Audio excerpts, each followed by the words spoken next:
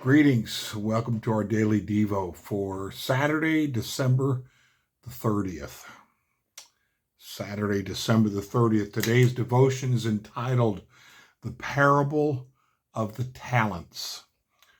The Parable of the Talents from Matthew chapter 25, verses 14 through 30. Verse 19 of that passage is quoted, "After a long time, the master of those servants returned and settled accounts with them."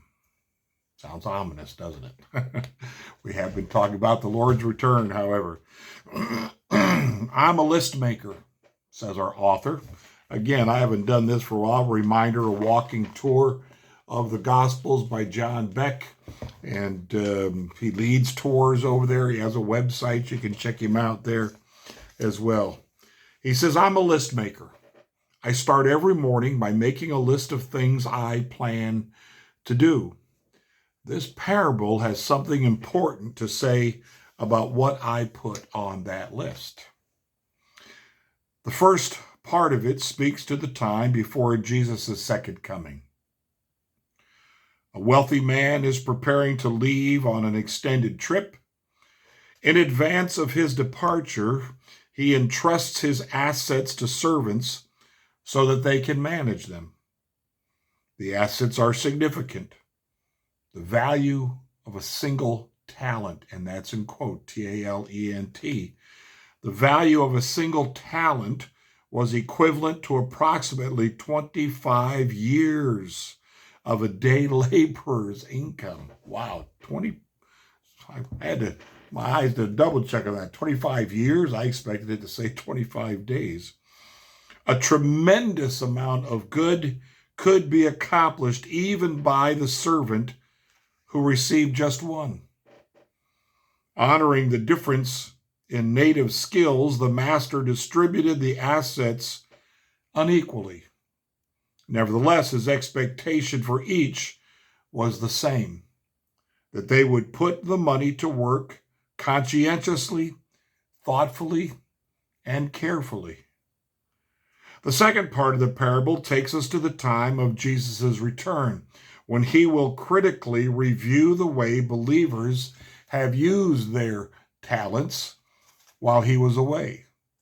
In the parable, the first two servants did what the master expected and so doubled the value of the assets they were given. Even though the amount of profit varied between the two, the master commended both in the same way for the honorable and faithful way they acted. The same was not in store for the third servant. The value of his asset was frozen because he dug a hole in the ground and buried it. He had not even bothered to do with it what required the least effort. He could have invested it with money changers, at least got some interest on it. When confronted by his failure, the servant pointed to the harsh and cruel reputation of the master, a characterization that is unsupported by the rest of the story. The master brushes aside his excuses and points instead to the servant's lack of engagement and laziness. The gifts the Lord has given us are not the same or distributed in equal fashion. But Jesus expects us to use our intelligence, our personality, mechanical skills, and wealth to enhance the well-being of his kingdom. And that challenges me to think carefully about what is on today's to-do list. Very similar to what I shared a few weeks ago as we talked about the second coming.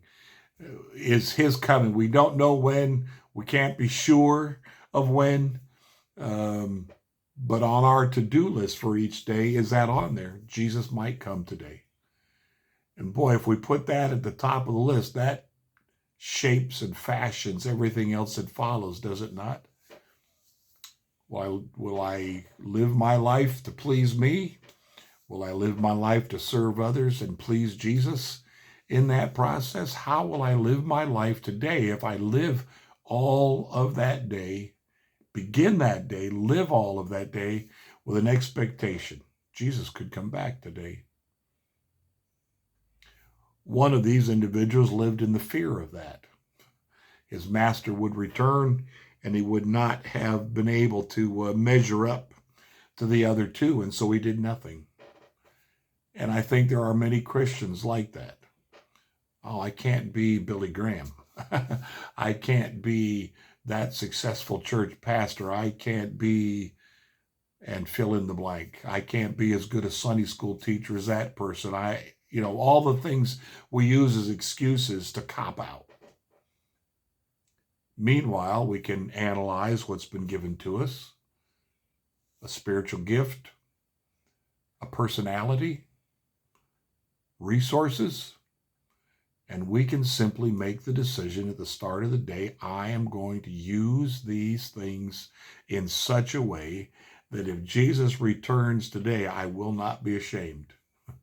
I will have done my best to use what he's given me for his glory, for the furtherance of his kingdom, and for the blessing of others. That's the way to live.